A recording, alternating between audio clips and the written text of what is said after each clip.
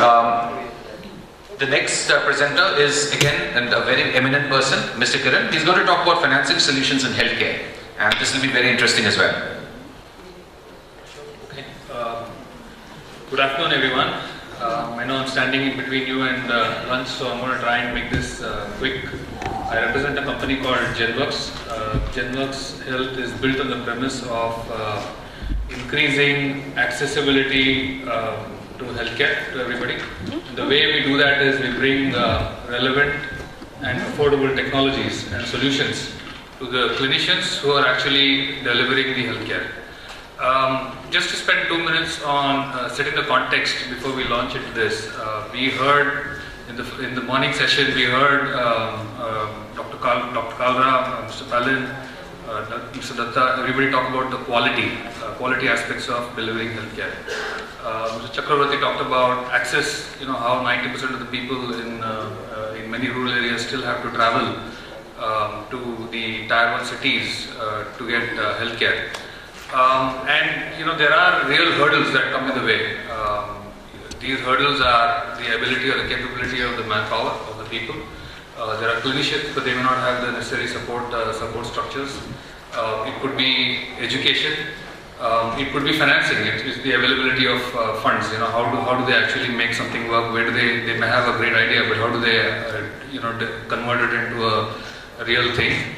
As well as the aspect of the technologies, the access to technology as well. Do they know financial solutions? I'm going to dwell a little more into the tactical aspects. We heard Mr. Chakravarti talk about FDI, VC funding, large scale, but healthcare in this country is still run by private enterprise, and that private enterprise could be a small clinic and going all the way up to a chain of hospitals and healthcare delivery centers that that spread across the country. As Genworks, as an organization that is spread over 100 locations across the country, we are a national player, and our leadership team has very deep-rooted customer connects with people that, like Dr. Palin, started off very small, and over a period of 30 years have built up a leading healthcare institute, and we have partnered with them over the years as well as learned from their experience as well. And from that standpoint, there are a few things that I'd like to place in front of you when we talk specifically about financing, and specifically more in terms of what that means to the different kinds of healthcare delivery providers that are there. So when we look at the financing solutions spectrum, right, you can look at them as 3 different aspects. You can look at them as, I have a business model, and I'm very confident in that, but I need an easy payment plan to match it. I don't have the money to come up with it upfront, but we'll surely make it work. This is a model that's built on the out-of-pocket economy that we have. Healthcare, even in today's world where the insurance penetration has not caught up, people have to pay from their pocket. And when they pay from their pocket, the cost to them has to be something that they can afford. And that puts a lot of pressure on the healthcare delivery system, or the clinicians, or the doctors. So they in turn have to be very frugal as well as very affordable, and that puts pressure on the entire chain. So this is something that's very effectively used. Things like EMI-based loans, there are finance leases, there are deferred credit mechanisms, supply credits, and so on, and even bias credit when we're importing machinery. Even the foreign players sort of provide the credit. The next aspect would be, how you could match your inflow and your outflow. There you have structures like an operating lease, which is essentially, it works like a rental model, where you don't have the risk. But here, what ends up happening is there is a specific time frame within which you get the equipment, and after that, the equipment goes back to the person that's providing it. So you don't carry the risk, but at the end of it, you don't get the full benefits once the initial period is over as well. But because it has the ability to reduce the interest payments and the rental payments for a short period of time, it can be very effectively used. The other structures that are available are balloon payments and moratorium. All this does is really gives the time required for the business to scale up to a certain level, and then the payments can kick in. There are other structures like senior debt, which are essentially betting on the cash flows of a company, and there the financial viability as well comes in. The last, but also the one area where the most amount of risk is when you have larger projects, as well as there is a certain amount of risk. The business model is not very well established, and this is probably something that is very relevant in this market as well. There are very structured funding products. There are pay-per-use models where, like Mr. Chakravarti was saying, that equipment is placed at the hospital or the healthcare delivery center, and the returns are shared with the equipment provider or the technology provider. There is a structure called mezzanine funding, which is nothing. It's in between an equity and in between a debt, in between a loan and a equity, where it has more preference than the equity when it comes to repayment, but lesser when it comes to the other debt players that are there in the market. So this is the financing solution spectrum, and why I'm spending a little time on this is also to explain how a solution provider like Genworks can actually play over here. What's the relevance? We are a technology provider, we are education, services, tele-solutions kind of a player. We are consultative in our approach. So what's our role? Because of the national scale, deep-rooted relationships, the expertise in how the equipment is used and how that delivers revenue to you, we have built up relationships with financial institutions, with NBFCs, the people with access to capital. And this partnership also gives them a whole lot of confidence on getting to know from a solutions provider what's the off-take or what's the return that a certain equipment can generate. And in case something goes bad, what can this company sort of provide the support because of this national scale? And that enables the financial institutions to take a little higher risk on the customer profile and actually go ahead and fund. So Dr. Vasu, that answers your question on how can you unlock some of this potential that's there. We have the people, we have the healthcare delivery providers, people are getting more and more aware of quality. But how do we actually get access? So this is one way where you can unlock some of this potential. The other things that we do is we drive some special programs with funding institutions. So one thing that is the feature that we see in the Northeast is the availability of documentation, or is the availability of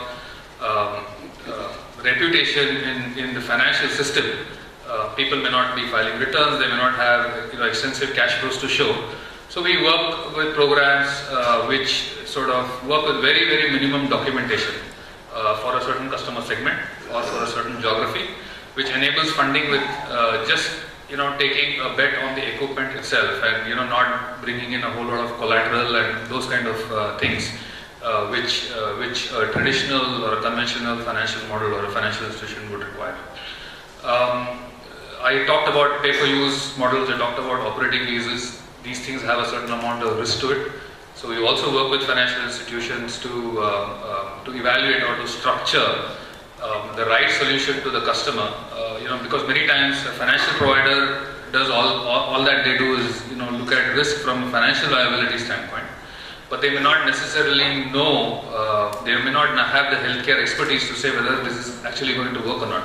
So that builds in a whole lot of conservatism in the way they look at it. So they call for a whole lot of security, collateral, and such other binding obligations of the customer, which they may not be able to provide at a certain point in time. So structuring is one very important element where a company like Genworks can contribute. We also structure programs as equipment suppliers and technology providers, which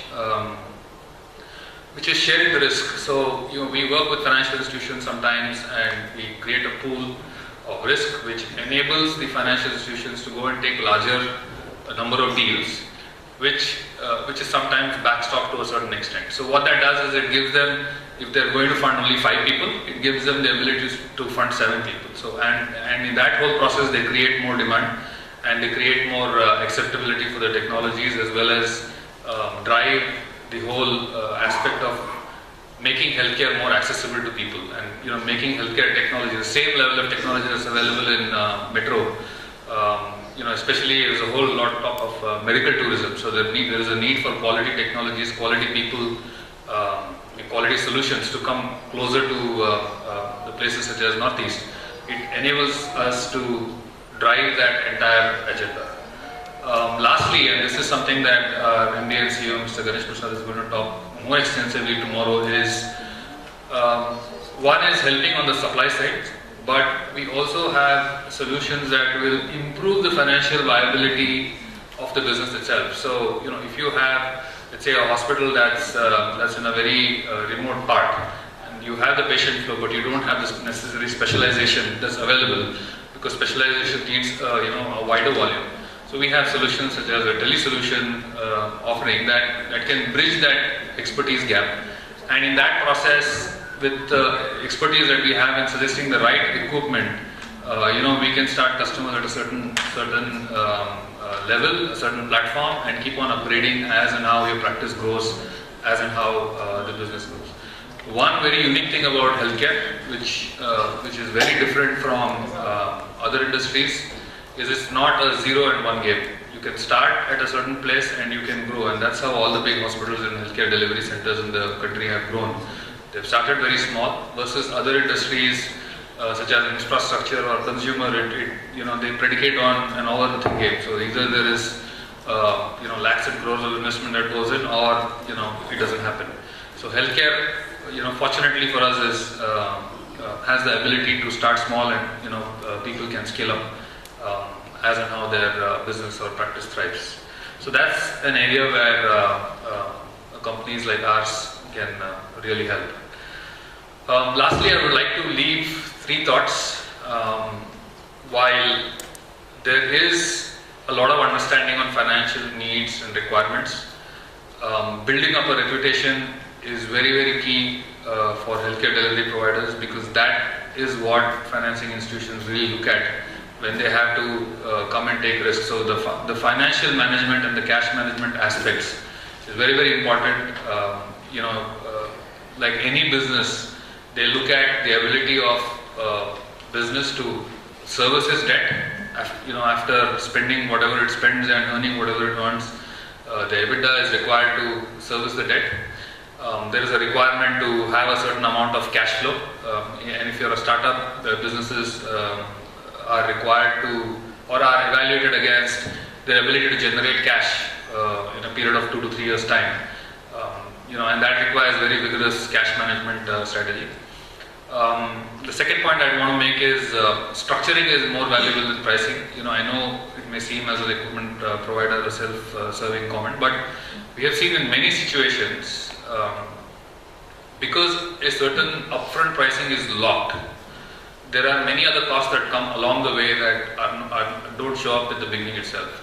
So it's very important to spend the time on structuring a certain financing upfront, so that there is flexibility and there is an overall cost of funding also that's looked at. So for example, you may get a lower cost of interest, but there may be a requirement by our export supplier to provide a LC, and the LC opening charges may be as high as 2%. That sort of more than offsets the saving that you will make by getting a 50 basis points. There could be some other financial institutions that can provide a higher rate of interest, but in the overall scheme of things, on a life cycle basis, they end up being more supportive, or they end up being more cheaper. And lastly, financial viability is the single largest basis for anybody to fund, because at the end of the day, everybody looks for return, and that needs flexibility. So the whole point around having a business which not only generates return but also has a certain shock absorbing capability. So if there are things that don't go according to plan, what's the flexibility that you have? And many businesses have crashed because they have taken up funding when things are in good times, and when things go bad, the cash flows are required to be made and the revenue dips. There's no flexibility in the business to absorb it, and then they go out of business. So the flexibility aspect is something that really needs to be thought through at the time when a financing solution is being proposed. And most of us are optimistic by nature, especially in a place like Northeast where you can only go up.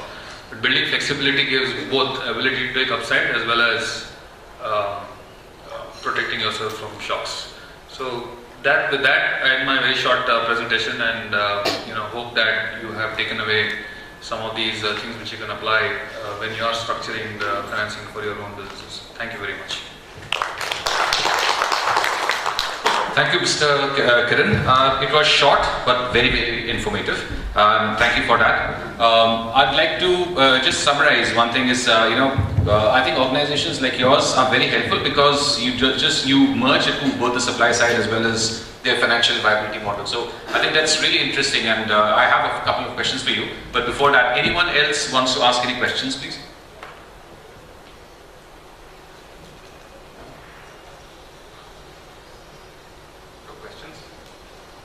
Okay, so the question from my side is, for a startup, right? So which financial model would be, ideal? Would the financial model change for someone who's already been in the system for some time, wants to get additional funding, versus someone who's just starting off? So what do you think is the right? Absolutely. For somebody that's starting up, all they have really at that point in time is an idea. So they're required to bring a whole lot of collateral or personal, how do I say, their own personal assets into the picture. But for somebody that's established, that's why I say building a reputation is very, very important. And most of the decisions are based on the documentation that's available as well as the reputation of the person. So getting a debt which is lower in cost and allows the business to take home the upside is easier for a larger company. But at the same time, in a startup, typically what you see is more risk capital. But there are exceptions to that rule, however, because nowadays banks and financial institutions are also looking at business models. So for example, an instance is our own ultrasound business, where even for a startup, banks are willing to put money based on the financial viability of the machine itself. So they don't ask for a whole lot of security, but because, in partnership with people such as us, they know that a certain equipment can provide a certain return, and that's well established, and they have their own backup plan if that doesn't go through. There's a lot more forthcoming. So there is no one answer, but it really depends on the trust that one is able to build on the business model. Any other questions for Mike? Yeah, please.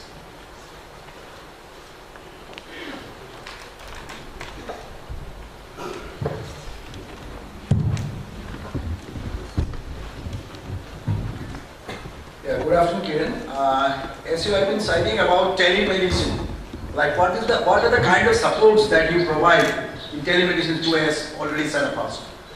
Yeah, I'll hit upon it very briefly. So there is everything from general physician kind of a solution to specialist or super specialist support, as well as interpretation of the radiology, scanning, and such other things, and even in certain situations, emergency response. So what do you do in those situations? So this solution, CEO will deal with in more detail tomorrow, but this is available, and the point over here is to really provide a quality solution, because if you don't have quality, then it's really a worthless thing. So how are we able to bring that quality into this process becomes a differentiating factor for us.